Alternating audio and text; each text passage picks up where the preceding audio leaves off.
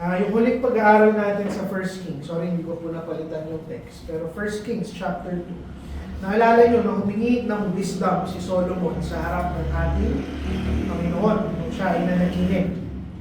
At gusto kong ipakita sa susunod na kwento na yung wisdom, hindi yan nakikita sa teorya lamang. Iba yan sa intelligence, iba yan sa katalinuhan. Makikita mo yung tunay na wisdom ng isang mananampalataya, ng isang leader, sa mga panahon na mayroong tensyon, may sakit, may complexity sa moralidad, o may mga kinakaharap silang problema. Sa 1 Kings chapter 3, last Sunday, pinakita natin na si Solomon, tinanggap niya yung wisdom galing sa ating Panginoon. Nanalangin siya na magkaroon ng wisdom. Pero pinapakita sa atin ngayon ng salita ng Panginoon na yung wisdom, hindi lang yan naiiwan sa lugar ng idea, ng teorya, hindi. Immediately, pagkatapos humingi ni Solomon ng wisdom, ay binigyan siya ng Panginoon ng pagkakataon upang i-practice yung wisdom na kanya hiningi. In this case, kay Solomon, makikita natin, nangyari na kung saan may dalawang babae na lumapit sa kanya. Parehong nabubuhay ng may kasalanan, pareho silang umiiyak, pareho silang nasa harap ng hari, iisa lang yung bata at pinag-aagawan nila yung bata. At nakakatuwang isipin na kapag nanalangin tayo sa ating Panginoon, hindi niya agad-agad o literally ibibigay sa iyo kung ano ang iyong ipinanalangin. Ibibigay niya sa iyo yung isang sitwasyon kung paano mo makakamtan o paano mo maipapakita yung bagay na iyong hingin. Sometimes Christians pray for patience. Hindi ka naman bibigyan ng Panginoon basta-basta lang na patience. What God will give you is a situation kung saan mo pwede i-practice yung patience. You pray for wisdom, katulad ni Solomon. Bibigyan ka ng Panginoon ng sitwasyon kung pwede mo i-practice yung wisdom. In this case, na kung saan, mahirap yung kinalalagyan ni Solomon. Unang-una, walang ebidensya na hawak yung dalawang babae. Pareho sila ng sinasabi, pareho nilang pinag-aagawan yung bata, walang batas sa kanilang lupain na pwede mag-apply dito sa sitwasyon ng dalawang babae. At walang malinaw na daan kung paano nila makakamtan ang hustisya. At sa mga panahon ito, dito pumapalya yung logic at reasoning ng tao. Reasoning alone cannot express yung laman ng puso ng isang tao.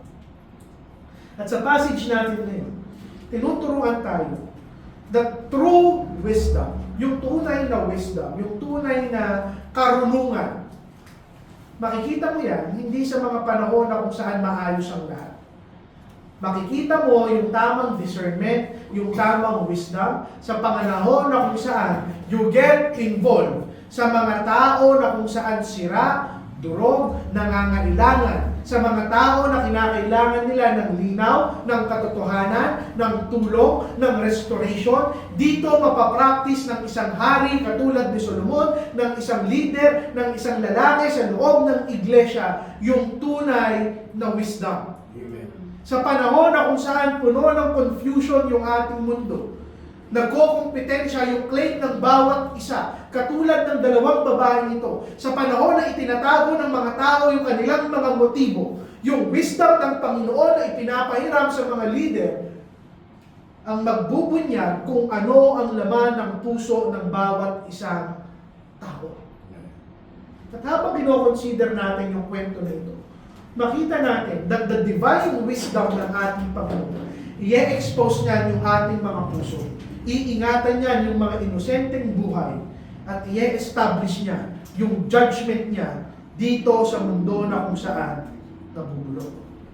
Our first point is simply this. A broken situation demands wisdom. Hindi po maganda yung kalagayan ng dalawang babae ito. Madalas tinuturo sa mga bata, ang description lang, dalawang nanay na nag-aagawan sa anak. Pero kung titignan niyo yung context, hindi ito basta-basta dalawang nanay. Itong dalawang babae ito, they are both harlots. At kapag sinabi natin harlots, ano siya? Bayarang babae. Prostitute sila. Dalawang prostitute. Lumapit sila sa hari, isa lang yung anak, yung batang pinag-aagawan nila. Dahil yung isa buhay, yung isa patay. Pareho silang nagkiklaim at sinasabi na akin yung buhay na bata. Immediately makikita mo kung gaano ka-broken yung situation nila. Broken, hindi lamang sa emotional, hindi lamang social dahil sila ay mga harlots, but by morality itself. Nandito sila sa kalagayang ito dahil sa kanilang mga kasalanan. At itong mga babaeng to, they live outside the covenant ideal. Labas sila sa covenant ng Israel. Pero ito yung nakakatuwa. Even though labas sila sa covenant ng Israel, labas sila sa batas ng bansa ng Israel, hindi sila labas sa pag-abot ng wisdom ng Panginoon sa kanilang mga buhay.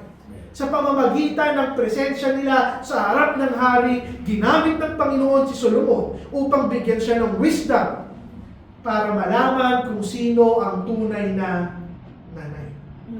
At matindi yung trahedya ng dalawang nanay na ito. Isang bata namatay overnight. Yung isa sa kanila siguro puno ng takot, ng lungkot, ng galit, ng desperasyon. Kaya inaagaw niya yung anak ng isa pang harlot. At kung titignan nyo, hindi ito isang palaisipan. Marami na tinitignan yung kwentong ito palaisipan para kay Solomon kung paano nilang ipapractice yung wisdom. Hindi. This is raw human suffering. Literal na paghihirap at trahedya to ng mga taong nagkakasala. At itinulak ng Panginoon si Solomon na husgahan yung sitwasyon kung saan mataas yung emosyon ng mga babae, nakatago yung katotohanan, nandun yung sakit, nandun yung pangluloko. At ano yung punto ko? Yung wisdom kinakailangan niya. Hindi dahil intellectual yung problema.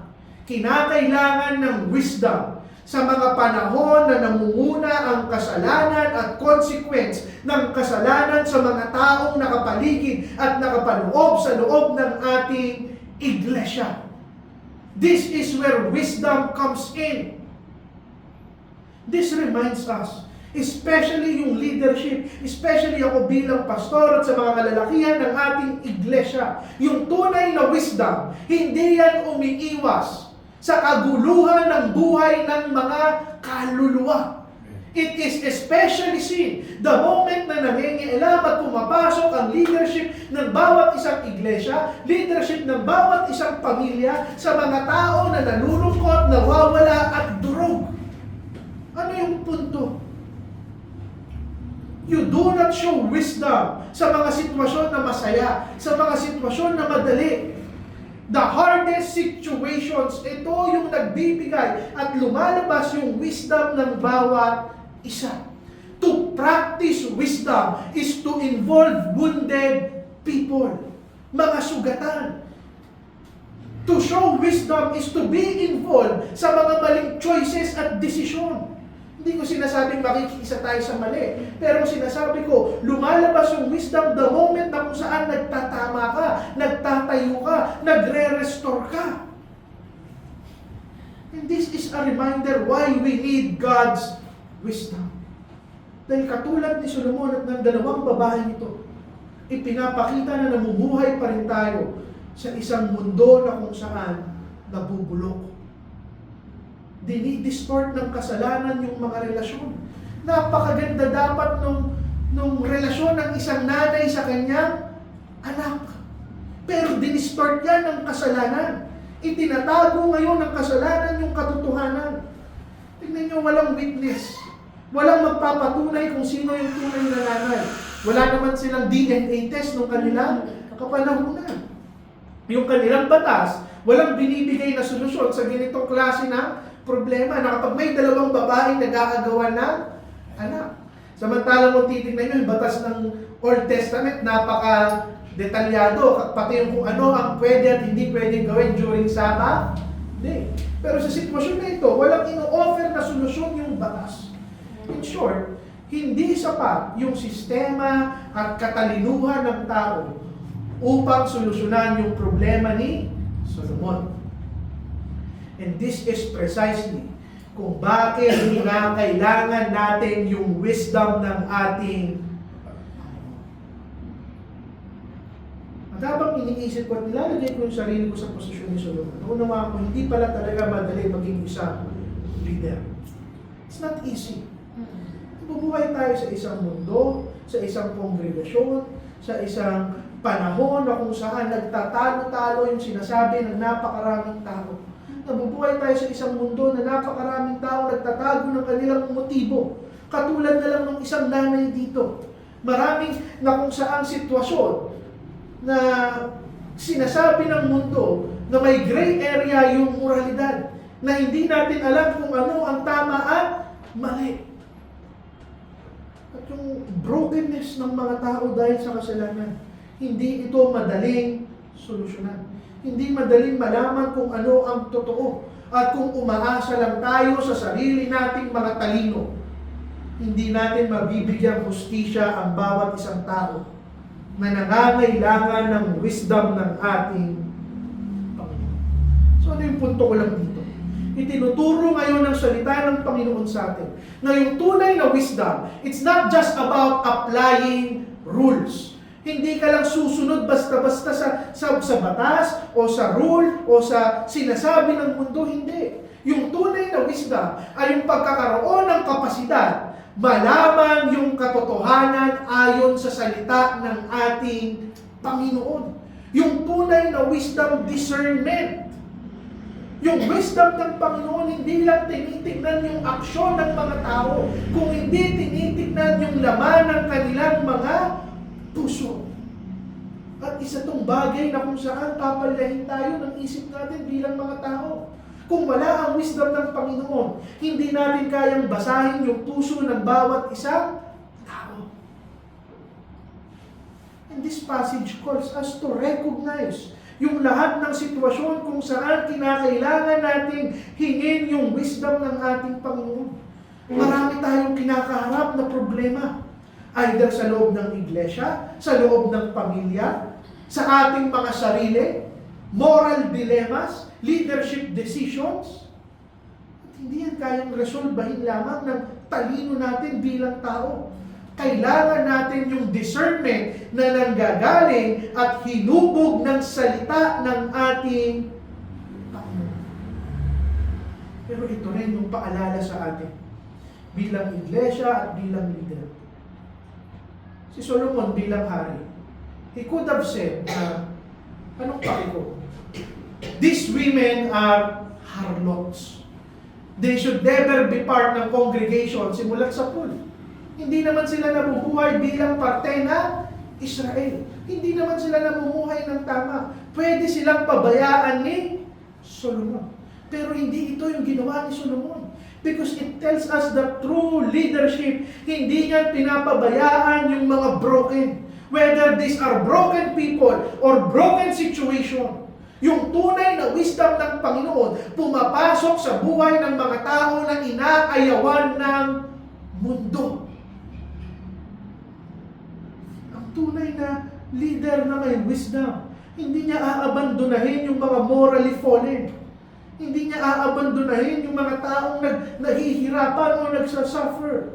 Instead, yung isang tunay na leader at tunay na Kristiyano na may wisdom, i-reveal niya yung katotohanan ng salita ng ating Panginoon. Ulitin ko, yung wisdom, hindi yan makikita sa comfort. Makikita mo yung tunay na wisdom sa mga mabibigat na sitwasyon. Clearly, tinitest ng Panginoon yung panalangin ni Solomon. Hindi sa prosperidad, kung hindi sa trahedya ng dalawang babae. Habang inaaral ko ito, napatunayan ko, gaano kalimitado yung judgment natin bilang mga kung may dalawang tao nga lang na nagtatalo, hindi mo na alam kung sino sa kanila yung nagsasabi na totoo. Ganon kalimitado yung judgment natin bilang tao. Paano pa kaya kung pareho sila ng istorya? Mahirap na nga i-decide kung sino yung nagsasabi ng totoo kapag may nagtatalo. Paano pa kaya itong dalawang babaeng to na pareho sila na istorya? Simple lang yung claim nila. Akin yung bata. Ako yung nanay. Yung kanya namatay nung gabi. Pareho sila ng sinasabi kay Solomon. Pareho silang emosyonal. Pareho sigurong mataas yung kanilang boses. Walang ipinagkaiba yung inilalatag nila kay Solomon. Pero yung katotohanan nakalibing doon sa kanilang mga claims. And this moment exposes yung realidad. Words alone cannot determine truth. Ano yung punto ko? Mas habang tumatagal yung pagsasalita ng mga babae ito, mas nagiging komplikado kung sino talaga yung tunay na nanay. Yung human judgment, yung masakit sa atin bilang mga tao. Yung judgment natin bilang tao, lagi na lang nakadepende sa testimony, sa itsura, sa kung sino yung may pinakamalakas na boses, kung sino yung umiiyak, kung sino yung emosyonal. Pero pinakita sa atin ni Solomon, you cannot rely sa itsura lamang ng tao. You cannot rely on their words alone. You cannot rely sa persuasion nila. You cannot rely sa emosyon nila. You cannot rely sa confidence nila. Tignan nyo na lang sa korte. Yung pinaka-confident na lawyer, madalas siya yung sisinungaling. Ano yung punto? Pareho yung babae nag-i-insist na sila yung nanay. At ipinapakita nito ay napakaraming sitwasyon sa ating kapanahunan ngayon. Pag nagkaroon ng conflict, whether sa church, sa pamilya, sa trabaho, madalas, equally forceful voices yung nagtatalo. Parehong malakas na boses. Minsan naniniwala tayo kung sino yung mas mataas yung boses, sino yung mas convincing yung argument, sino yung mas emotional. Pero the truth is, yung pinakamalakas na boses, hindi yan lagi yung pinakatotoong boses. Yung pinaka-emosyonal na pakiusap, hindi yan yung laging tama. Yung passage na ito, pinapakita sa atin na yung katotohanan, hindi yan laging obvious sa balat na level, sa skin deep level ng pananalita. No. This also reminds us na may panganib, may danger kapag surface level lang yung judgment mo bilang isang Christian. Alam niyo kung mabilis maghusga si Solomon, pagbabasihan niya kung sino yung pinaka-umiiyak, kung sino yung pinaka-humahagulgol, kung sino yung pinaka-kamukha lang ng bata. Pero ganun yung gagawin niya, justice would feel. Dahil hindi niya masisigurado kung sino yung tunay na nanay. Ang masakit, hindi tayo katulad ni Solomon madalas. Humuhusga tayo base sa tono ng pananalita, sa passion ng pananalita, sa estado ng tao, sa appearance ng tao. But God operates differently. True wisdom looks at the heart. Kung hanggang balat lang yung paghuhusga natin, delikado yan. Ina-assume natin na yung sinseridad equals katotohanan. Pwede kang maging sincere. Pwede kang magkaroon ng sinseridad sa pananalita mo na hindi tama at totoo ang iyong ipinaglalaban o sinasabi. And yet, Scripture warns us today. Kahit nga ikaw mismo, hindi mo na husgahan yung tao. Husgahan mo lang yung sarili mo. Anong sabi ng Biblia? The most deceitful thing sa buhay mo ay ang iyong sariling puso. The heart is deceitful above all things. At sa isang mundong nabubulok, napakaraming tao ang kayang magsalita convincingly while hiding their selfish motives. Human intelligence alone, hindi yan sapat. At paalala to sa atin, lalo na sa ating mga kalalakihan, that this is relevant sa ating leadership. The moment that you step into leadership, madalas you are forced to make decisions. Madalas incomplete yung information na darating sa'yo. Madalas partial yung kwento. Madalas ang makikita mo yung emotional reaction lang ng mga tao. At dito, yung wisdom ni Solomon, nire-restrain niya yung kanyang sarili na humusga kaagad, magmadali sa pagde-design. Gumawa siya ng paraan upang mabasa yung puso ng dalawang babae. Ano yung punto? Ano yung application nito? Yung wisdom, it requires dependence sa ating Panginoon. Kung paiiranin lang natin yung logic natin bilang tao, lagi tayong makakasakit. Pero kung wisdom ng Panginoon yung paiiralin natin, yung katotohanan ng salita ng Panginoon yung paiiralin natin, sa mga oras na very complex o komplikado yung sitwasyon natin, malalim yung problema natin, whether sa loob ng pamilya, sa loob ng iglesia, o sa ating mga sarili,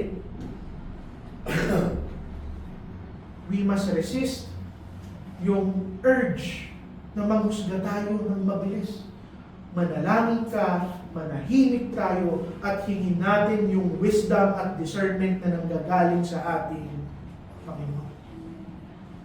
And this challenges us as well. Si Solomon, nag-ingat siyang nakinig doon sa dalawang babae. Paano ka nakikinig sa mga tao? Ine-equate mo ba yung tama at totoo sa mga tao na kung saan maganda sa paningin mo? Sa mga taong malalakas ang boses? Sa mga taong kumakampi lamang sa iyo? That is not the right judgment. Amen. The right judgment, the right wisdom, nakaangkla sa salita ng ating Panginoon. Yung tunay na wisdom, i-reveal niya yung laman ng ating mga puso. Magugulat ka na kung saan, shocking talaga yung command ni Solomon. Pagkatapos niyang pakinggan yung dalawang babae mo, sabi niya sa gwardiya niya, kunin mo yung bata, hawakan mo sa isang paa, kumuha ka ng espada at hatiin mo sa na. Nag-aagawan kayo, tigkalahati kayo ngayon. Sa unang tunog, iisipin mo na kung saan, teka, ano naman ito ni Solomon Ang brutal naman ito ni Solomon Napakasamang hari naman ito. Pero actually hindi. Solomon is not acting out of anger. Hindi naman niya talaga gustong patayin yung bata. Gumagawa siya ng sitwasyon kung saan hindi nila kayang itago yung pagiging isang damang inaaral. Dami kong natututunan sa wisdom and leadership. Katulad ni Solomon, hindi tayo basta pwedeng maniwala basta-basta sa lahat ng we have to make God sa salita ng Panginoon nakaangkla. Gagawa tayo ng isang sitwasyon na nakaangkla sa harap ng Panginoon na ipinanalangin natin upang makita natin yung puso ng bawat isa. Meaning, walang masamang mag-antay. Manalangin. God Himself will expose the heart of Panginoon mismo ang magpapakita ng laman ng puso ng bawat isa. At alam niyo kung anong natutunan ko rito. Ano mo malalaman bilang isang leader, bilang isang mananampalataya? Whether sa church, sa pamilya natin, o sa ating mga sarili. Yung laman ng puso ng bawat isa. Yung katotohanan, it will be revealed sa kung ano yung handang isakripisyo ng isang tao. Gusto mo malaman kung mahal ng isang tao ang Panginoon? Nakikita mo yan. Hindi sa kanyang sinasabi. Sa kung ano yung handa niyang isakripisyo para sa Panginoon. Amen. Paano mo malalaman na mahal ng tao yung kapwa niya, kung ano yung kaya niyang ibigay sa kapwa niya? Amen. Gusto mong malaman kung tunay kang isang Kristiyano, ano na yung naibigay mo para sa ating. You want to test your heart. Kaya mo bang i-let go yung masarap at masayang kasalanan na ginagawa mo para sa ating Panginoon? At itong si Solomon, nag-disenyo siya ng isang test para makita kung ano yung handang ibigay ng isang nanay para sa kanyang anak. Ganito gumagana ang wisdom ng ating Panginoon. Huwag na sa ibang tao. husgahan natin yung ating sariling puso. Put your heart under pressure. At makikita mo kung ano yung tunay na mahalaga sa'yo. What we truly value, lalabas yan, hindi sa mga panahong ligtas tayo, masaya tayo, at komportable tayo. Makikita mo yung tunay na bagay na pinapahalagahan ng puso mo the moment na threatened na yung mga precious things sa buhay. Whether it's yourself, whether it's mommy, whether it's your family.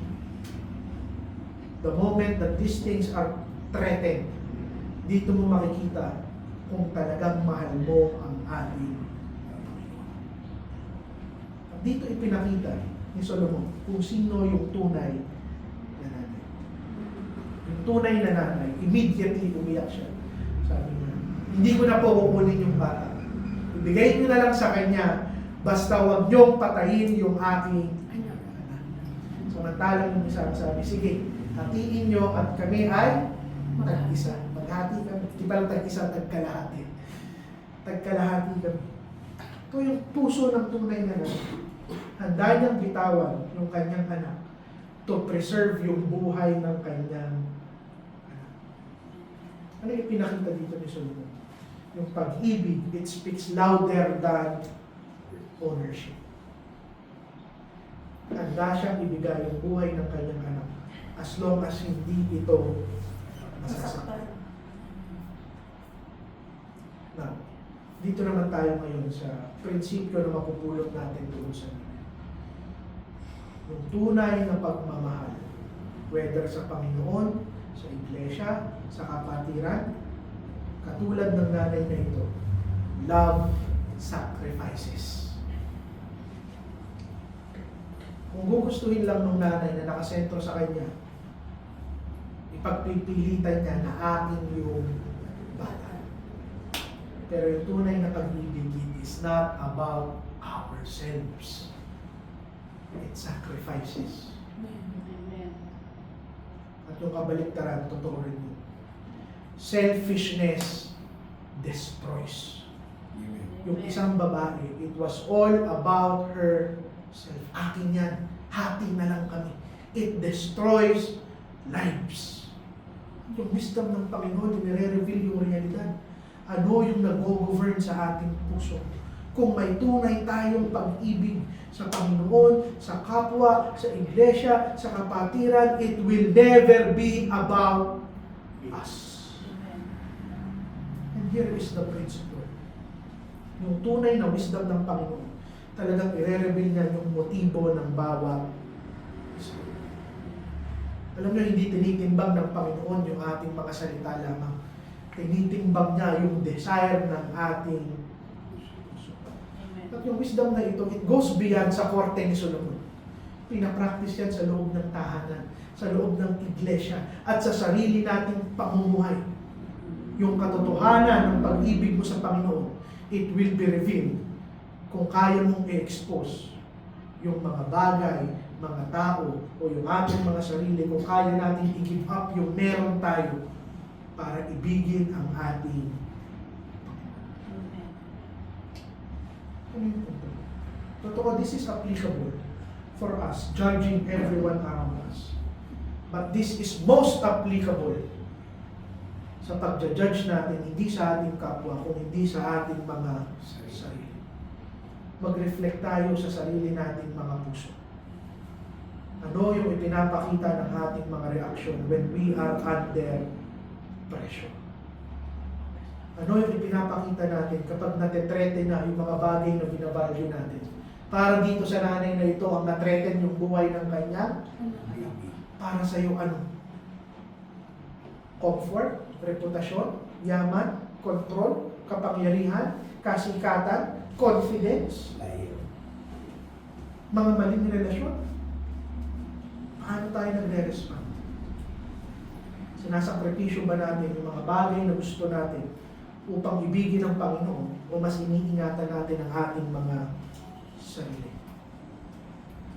And this also reminds us, magtiwala tayo sa wisdom ng ating. Limitado tayo bilang tao. God Himself is the true source of wisdom. At yung tunay na wisdom, katulad ni Solomon, iniingatan niya yung mga inosenteng buhay. Naman na yung punto. Yung tunay na wisdom, whether we practice this in the church, in our families, in our own selves, iingatan niya yung bawat isang kaluluwa. Ulitin ko, lahat ng move na gagawin ng ating iglesia, hindi tayo magtataboy ng kaluluwa. Whether miyembro yan, attender yan, o kahit biglang pumasok dito yung isang rapist o magnanakaw o mamamatay tao, true wisdom protects and saves souls. Dahil ito yung ipinakita ni Solomon at ng tunay na nanay. Ang apat at panghuli. Kapag nakita ng mga tao yung wisdom natin, it produces godly fear. At naging challenge to sa akin bilang isang pastor. Very personal sa akin tong message na. Na kung gusto kong magkaroon ng tunay na pagkatakot yung bawat isa sa atin. Katulad ni Solomon, bilang pastor ako dapat yung unang magpakita ng wisdom sa lahat ng tao. Kung nakita ng buong bayan ng Israel yung wisdom ni Solomon, ang sabi sa verse 28, all Israel heard of the judgment which the king had judged, and they feared the king. Natakot sila kay Solomon. Hindi po yan literal na matatakot sila kay Solomon, ha? Yung takot doon, ang ibig sabihin mo, nagpasakop sila kay Solomon at nirespeto nila si Solomon. Yung takot na sinasabi dyan, nakita nila yung persona ng Panginoon sa kanilang leader. The people recognize something na hindi talino yung pinapagana ng kanilang hari, kung hindi dependent sa harap ng ating Panginoon. Ano yung punto, mga kapatid? Kung gusto natin nung tunay na takot, tunay na submission, tunay na paglago sa harap ng Panginoon, muna natin hilingin sa kanyang harapan yung wisdom ng bawat isa. And there is no perfect Christian. Lahat tayo kulang. Walang masama na manghiram ka ng karunungan sa ating Panginoon. In the moment we practice wisdom, hindi para kunin yung atensyon ng mga tao sa atin. Na ako yung solusyon, ako yung magaling, ako yung matalino, hindi. Tandaan nyo, na nung iprenactice ni Solomon yung wisdom, hindi niya kinuha yung atensyon ng mga tao papunta sa kanya. The only reason why people respected Solomon was because they see the person of God in Solomon. Yung tunay na takot sa ating Panginoon, nagsisimula yan pag nagmamanifest yung wisdom sa leadership ng bawat isang iglesia at pamilya. At ito rin yung paalala. Whether tatay ka o lalaki ka sa tahanan mo, o sa mga pastor, katulad ko at makikinig mamaya sa aming mensahe online. Yung wisdom na ipinapakita natin, ito yung pinakamagandang confirmation na pinili ka talaga ng Panginoon bilang isang leader. Pwede kang matalino kaya ka nakakapag-preach. Pwede kang blines ng Panginoon kaya ka nakakatulong. But that doesn't prove your leadership. Leadership is proven, katulad ni Solomon, sa wisdom na ipinapakita ng Panginoon sa kanya. Alam niyo, bago pa ito ipakita ni Solomon sa buong Israel, mayaman na siya. Makapangyarihan na siya. King na siya eh. In the first place, kailangan na talagang matakot ng mga tao sa kanya.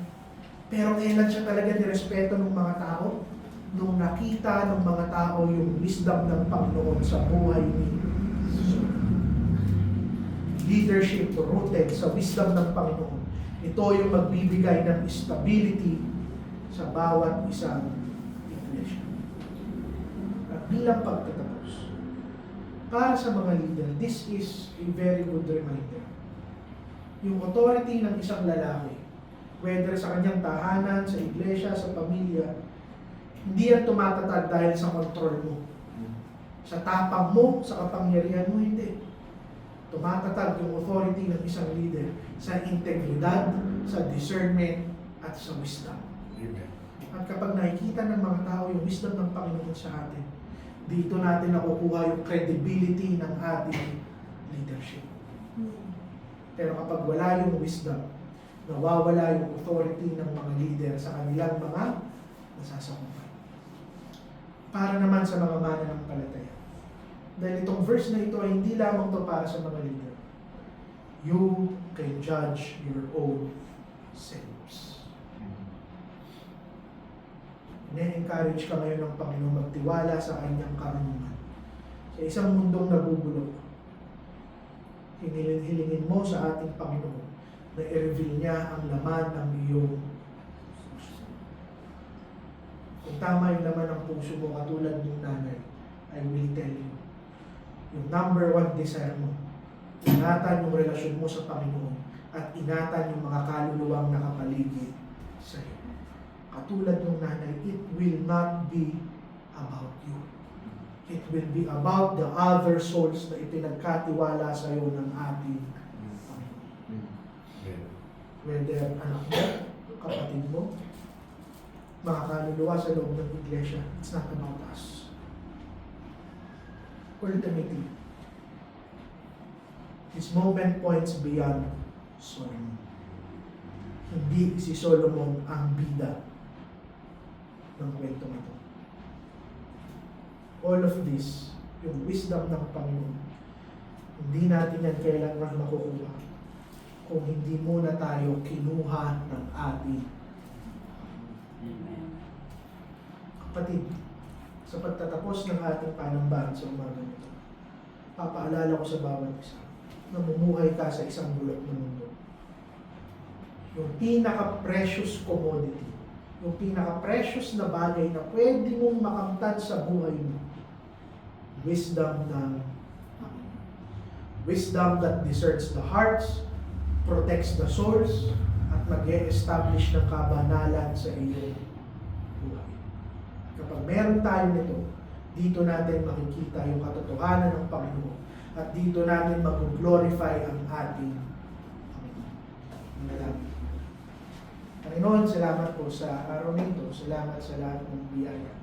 Salamat, Panginoon, sa kabutihan nyo, sa encouragement, sa lulok, Panginoon. At nawa unang nasugatan ako bilang pastor, Panginoon, ang mga kalalakihan sa loob ng aming iglesia. Mapakita namin bilang mga lalaki ang tunay na leadership. And for the rest of the souls na nandito, Panginoon, sa mga kababaihan at mga bata, maunawaan nila, Panginoon, na kinakailangan na nila ng wisdom, Panginoon. Hindi man for leadership, but to judge their own hearts, Panginoon. Patuloy nyo kaming itama, kaawaan at pahiramin ang inyong karunungan, Panginoon. Bless nyo rin, Panginoon, ang aming mga pagsasaluhan at ang ikaw. Patawad nawa sa aming mga kasalanan. I-enjoy namin ang fellowship namin bilang isang iglesia. Salamat po, Panginoon, sa panibagong taon na idinagdag nyo sa buhay ng aming mga kapatid, Panginoon, na may kaarawan sa buwan na ito. Tawad muli, Panginoon, ito lamang ang aming dalangin. In Jesus' name we pray.